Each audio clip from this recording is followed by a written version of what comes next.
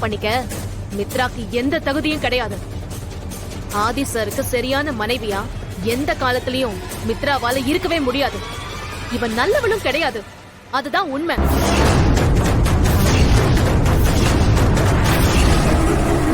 ஆதி sir, நான் சொல்றதெல்லாம் உண்மை. மித்ராவை நீங்க கல்யாணம் பண்ணிக்கிட்டீங்கன்னா நீங்க நிம்மதியா இருக்கவே மாட்டீங்க. ஏய், போது நிறுத்து பாரதி. விட்டா ரொம்ப ஓவரா பேசிட்டு இருக்க. என் வீட்டுல இருந்துகிட்டு என் தங்கச்சிய பத்தி இன்னும் ஒரு வார்த்தை தப்பா பேசின அசிங்கமாயிடும் பாத்துக்கோ. ஏய், முதல்ல வீட்டு விட்டு கிளம்பு. இப்ப நீயா வெளியே போறியா இல்ல உன் கழுத்தை பிடிச்சு வெளியே தள்ளவா? இல்லப்பா, இல்ல. அவ என் பேத்தி மேல ஒரு குறைய சொன்னதுக்காக நாம இவளை இந்த வீட்டை விட்டு வெளியே அனுப்ப போறோம், அதானே? இவ வீட்டை விட்டு வெளியில போனா எல்லாம் சரியாயிடுமா? என் பேத்தி மேல இவ சொன்ன பழி இல்லைன்னு ஆயிடுமா? நாக்குல நரம்பு இல்லாம மித்ராவை பத்தி பேசுறதெல்லாம் இல்லைன்னு ஆயிடுமா? கல்யாணம் பண்ணிக்க போற மாப்பிள்ளை கிட்ட இவ உங்களுக்கு தகுதியான பொண்ணு கிடையாதுன்னு சொல்லிட்டு போனா நாளைக்கு என் பேத்தியோட வாழ்க்கை எப்படி நிம்மதியா இருக்க முடியும்? அதுக்காக நம்ம என்ன பண்ண முடியும்? இல்ல பவானி, இதை இப்படியே விட்டுட முடியாது. ஏ பாரதி, என் பேத்தி நல்லவ கிடையாது, அவ ஆதிக்கு பொருத்தமானவ கிடையாதுன்னு சொன்னியே, அத உன்னால நிரூபிக்க முடியுமா?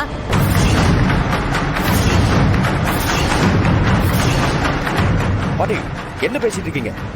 அவ இந்த கல்யாணம் நடக்காம போறதுக்காக கண்டதையும் பேசிட்டு இருக்கா. நீங்க ஆதாரம் இருக்கா அது இதுன்னு கேட்டுட்டு இருக்கீங்க. முதல்ல அவளை வீட்டை விட்டு வெளியே துரத்துனாதான் எல்லாமே சரிப்பட்டு வரும். இவ என்னைக்கு இந்த வீட்டுக்குள்ள வந்தாலோ அன்னையோட இந்த வீட்டோட நிம்மதியா போச்சு. தினம் தினம் ஏதாவது ஒரு பிரச்சனை. இவ இந்த நிமிஷம் இந்த வீட்டை விட்டு வெளியே போய் ஆகணும். இல்ல சுதாகர், இல்ல. இவ சொன்னது பொய்ன்னு நாம நிரூபிக்கணும். அப்பதான் மாப்பிள்ளையோட என் பேத்தி சந்தோஷமா வாழ முடியும். எனக்கும் நிம்மதியா இருக்கும்பா.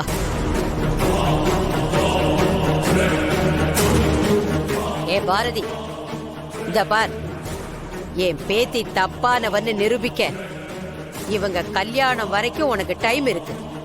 அதுக்குள்ள நீ என் பேத்திய பத்தி நீ சொன்னதெல்லாம் உண்மைன்னு சொல்ல எனக்கு ஒரு ஆதாரத்தை கொடு. அப்படி இல்லைன்னா உன் கண்ணு முன்னாடி ஆதி மித்ரா கழுத்துல தாலி கட்டுவார். அவ விரிச்ச வலையில அவளே தெரியாம மாட்டிக்கிட்டான். ஆதாரத்தை கொடுக்கலன்னா அசிங்கப்படணும். இந்த வீட்டை விட்டு வெளியே போகணும். இப்படி ஒரு சான்ஸ் தானா வந்து மாட்டோன்னு நானே எதிர்பார்க்கல மேடம். மித்ரா, நாம அவளை அவ்வளவு சாதாரணமா இடப்படக்கூடாது. அவ கழுவுற மீன்ல நழுவுற மீன். அவகிட்ட நாம கொஞ்சம் கேர்ஃபுல்லா தான் இருக்கணும். பவானி, சுதாகர் சொல்றது கரெக்டு தான். அவ லேசுப்பட்ட ஆள் கிடையாது. ஒருத்தி நம்ம கண்ணில் விரலை விட்டு ஆட்டிக்கிட்டு இருக்கா. அவகிட்ட கொஞ்சம் கவனமா இருக்கிறது தான் நமக்கு நல்லது. அவ எப்ப என்ன பண்ணுவான்னே தெரிய மாட்டேங்குது. பரவாயில்லையே ஏகாம்பரம் சார், என்ன பத்தி இவங்கெல்லாம் புரிஞ்சுக்கிட்டதை விட நீங்க என்ன நல்லா புரிஞ்சு வச்சிருக்கீங்க. அதுக்காக நான் இப்ப உங்களை பாராட்டியே ஆகணும். என்ன நக்கலா பாரதி? அவகிட்ட என்ன பேச்சு? என்ன பாரதி, எப்படியாவது ஏதாவது பண்ணி இந்த கல்யாணத்தை நிறுத்தணும்னு பிளான் பண்ணி பத்திரிக்கையை எரிச்சிருக்க. ஆனா அது இப்போ உனக்கே பேக் ஃபயர் ஆயிடுச்சு பாத்தியா? பாவம், நல்லா வசமா வந்து மாட்டிக்கிட்டியா? என்ன சொன்ன? நான் மாட்டிக்கிட்டேனா? சேச்ச, மாட்டினது நான் இல்ல, நீங்க எல்லாரும் தான்.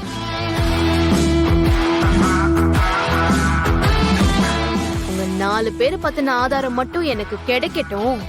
நானே நீங்க யாருங்கிற விஷயத்த சொல்லி இந்த கல்யாணத்தை நிறுத்திடுவேன்.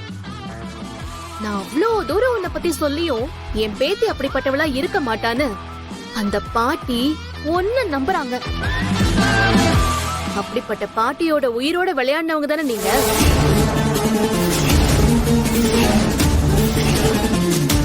அதை எப்படி இப்படிலாம் யோசிப்பீங்கன்னு எனக்கு தெரியல. கேவலம் பணத்துக்காகவும் சொத்துக்காகவும் பார்க்காத வேலையெல்லாம் பார்த்துட்டு இருக்கீங்க. இங்க பாரு மித்ரா, கல்யாணம் நடக்கிறதுக்கு இன்னும் 10 நாள் தான் இருக்கு.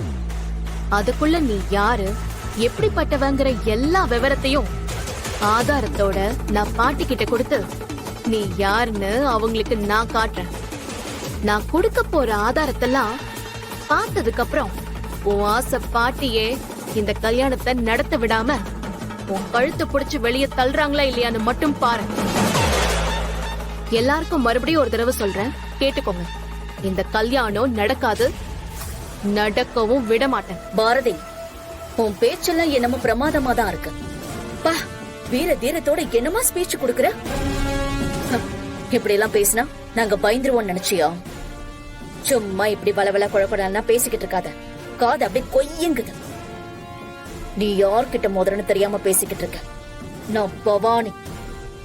என்கிட்ட ஆள் பலம், பணம் பலம் எல்லாமே இருக்கு.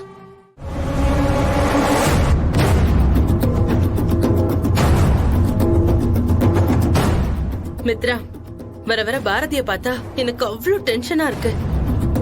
எங்க அவ பாட்டிக்கிட்ட ஆதிக்கும் அவளுக்கும் கல்யாணம் ஆனதை சொல்லிடுவாளோன்னு ஒரு பக்கம் எனக்கு அவ்வளவு பயமா இருக்கு. இல்ல நந்தினி, அவ அந்த தப்ப மட்டும் பண்ணவே மாட்டான். அப்படி சொன்னா அதோட விளைவு என்னவா இருக்கும்னு அவளுக்கு நல்லாவே தெரியும். நீ அதெல்லாம் நினைச்சு பயப்பட வேண்டிய அவசியம் ஒண்ணும் இல்ல. நீ சொல்றத கேக்குறப்போ ஓகேவா தான் இருக்கு. ஆனா இன்னைக்கு அத்தனை பேர் முன்னாடியும் அவ என்ன பேசினான்னு பார்த்தல. உண்மைதான் நந்தினி, அவ எல்லாரும் முன்னாடியும் இன்னைக்கு அந்த அளவுக்கு ரொம்ப திமிரா பேசுவான்னு நான் நினைச்சு கூட பாக்கல. நம்ம பண்ண எந்த விஷயத்துக்கும் அவகிட்ட ஆதாரம் இல்ல. இருந்திருந்துச்சுன்னா பாட்டியும் நம்ம மேல கோவப்படுற மாதிரியா இருக்கும்.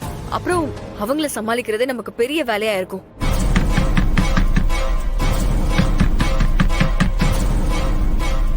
அந்த பாரதியா தான் இருப்பா.